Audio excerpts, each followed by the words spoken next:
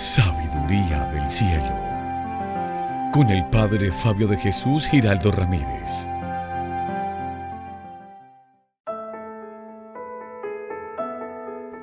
Bienvenidos, queridos amigos, a esta reflexión de la palabra de Dios. Hoy es domingo, día del Señor. Hoy Él nos espera con los brazos abiertos para que en nuestras parroquias celebremos la Santa Misa presencial. Además, hoy es 15 de septiembre, día en que la Iglesia celebra a Nuestra Señora, la Virgen de los Dolores. Les invito para que meditemos el Evangelio de este día, tomado de San Marcos, capítulo 8, versículos del 27 al 35. En aquel tiempo, Jesús y sus discípulos se dirigieron a las aldeas de Cesarea de Felipe. Por el camino preguntó a sus discípulos: ¿quién dice la gente que soy yo? Ellos le contestaron: unos, Juan Bautista; otros, Elías; y otros, uno de los profetas. Él les preguntó: ¿y vosotros, quién decís que soy yo? Pedro le contestó: tú eres el Mesías. Él les prohibió terminantemente decírselo a nadie y empezó a instruirlos. El Hijo del Hombre tiene que padecer mucho, tiene que ser condenado por los ancianos, sumos sacerdotes y escribas, ser ejecutado y resucitar a los 3 días. Se lo explicaba con toda claridad. Entonces Pedro se lo llevó aparte y se puso a increparlo. Jesús se volvió y de cara a los discípulos increpó a Pedro: quítate de mi vista, Satanás. Tú piensas como los hombres, no como Dios. Después llamó a la gente y a sus discípulos y les dijo: el que quiera venirse conmigo, que se niegue a sí mismo, que cargue con su cruz y me siga. Mirad, el que quiera salvar su vida la perderá, pero el que pierda su vida por mí y por el Evangelio la salvará. Palabra del Señor. Gloria a ti, Señor Jesús. Mis hermanos, hoy cuando recordamos a la Virgen de los Dolores, me parece muy providencial que nos coincida con este Evangelio que nos presenta la liturgia de la palabra, donde justamente Jesús nos habla del padecimiento que va a tener, del sufrimiento que le espera y de los dolores que padecerá. Y Pedro, que ama entrañablemente a Jesús, Pedro, al que Jesús eligió como cabeza visible de su iglesia, ese mismo Pedro busca convencer a Jesús para que no tome el camino del sufrimiento, para que no tome el camino del dolor, el camino de la cruz. Evidente, Pedro lo hace porque ama entrañablemente a Jesús, y porque lo ama no puede soportar el hecho de que a Jesús lo crucifiquen y de que Jesús vaya a sufrir la muerte. Él no puede aceptar que Jesús pase por el dolor y por el sufrimiento. Es que eso es muy natural, hermanos. Lo que menos uno quiere en la vida es ver a un ser querido sufriendo. Claro, uno no quiere ver a un ser querido padeciendo el dolor, llorando de dolor, soportando el dolor. Es que, por Dios, eso es muy natural. Eso es muy normal. Por tanto, esa es la razón por la cual Pedro está buscando convencer a Jesús para que renuncie a esa idea loca de la cruz que le va a ocasionar muchísimo dolor, muchísimo sufrimiento. Sin embargo, lo que Pedro no alcanza a comprender es que Jesús asume ese sufrimiento, asume esa pasión, asume la cruz, asume ese dolor no porque sea masoquista, no porque sea un gusto personal, sufrir por sufrir. No. Jesús lo asume porque Él sabe que ese sufrimiento va a ocasionar un bien mayor, y ese bien mayor se llama redención. Incluso la Virgen María, a quien hoy recordamos como Nuestra Señora de los Dolores, nos enseña a asumir con paz y ofrecimiento al Señor nuestros propios dolores.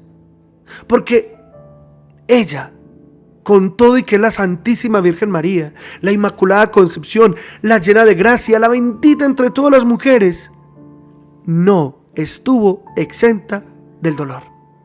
Es más, ella padeció todos los dolores que el ser humano padece. Por ejemplo, la Virgen conoce el dolor de perder a los papás. Sí, ella rápidamente experimentó la orfandad. Sus padres, Joaquín y Ana, murieron cuando ella era una niña. Por eso ella entiende perfectamente a aquella persona que ha perdido a su papá y a su mamá. Como también la Virgen conoce el dolor de la viudez. A ella le tocó la muerte de San José, su esposo. Por eso en la vida pública de Jesús, ni tampoco en el Calvario, está José. Ya José había fallecido. Por tanto, María Santísima conoce el dolor de perder al compañero de camino. Y por eso entiende muy bien a aquella mujer que ha perdido a su esposo o aquel hombre que ha perdido a su esposa. También la Virgen conoce el dolor de perder a un hijo. Se dice que no hay dolor más grande que este. Que perder a la mamá es doloroso. Que perder al papá es doloroso. Que perder a un hermano es doloroso. Que perder al esposo o a la esposa es doloroso. Pero que nada se compara con la pérdida de un hijo. Se dice que es el dolor más fuerte e intenso que existe sobre la faz de la tierra. Y ese dolor lo experimentó la Virgen. Y ese dolor lo han experimentado y lo siguen experimentando muchos hombres y mujeres de hoy. Por eso la Virgen comprende y entiende el dolor que vive ese papá o esa mamá que ha perdido a un hijo. Y más aún, entiende a esos padres que han perdido a su hijo violentamente asesinado, como le tocó a ella con su hijo Jesucristo. Como también conoce la Virgen el dolor de la soledad, el dolor de la pobreza, incluso el dolor del desplazamiento. Desplazados por la violencia. Recordemos cuando le tocó ir a Egipto con José y el niño Jesús, porque Herodes buscaba al niño para matarlo. Sí, ella conoce ese dolor de tenerlo que dejar todo para huir. Y por eso comprende ese hermano, a esa hermana que le ha tocado vivir el dolor de un desplazamiento, el tener que dejar la patria, la tierra, la casa, las posesiones por fuerza mayor. Como también la Virgen conoce el dolor de cerca de un suicidio. Y ustedes me preguntarán, padre, ¿y en dónde? Y yo le respondo, pues el suicidio de Judas Iscariote, después de la traición al Señor. Eso debió haber sido muy duro para los apóstoles y obviamente para la Virgen María, pues la Virgen María quería a los apóstoles como si fueran sus hijos. Como también la Virgen conoce el dolor que se siente de que a un hijo lo desprecien, lo insulten, lo calumnien, lo amenacen y lo busquen para matarlo. Ella lo sabe, ella lo experimentó. Y eso que es la madre del mismísimo Dios hecho hombre. Pero ¿saben qué es lo más impresionante, hermanos? Lo más sorprendente.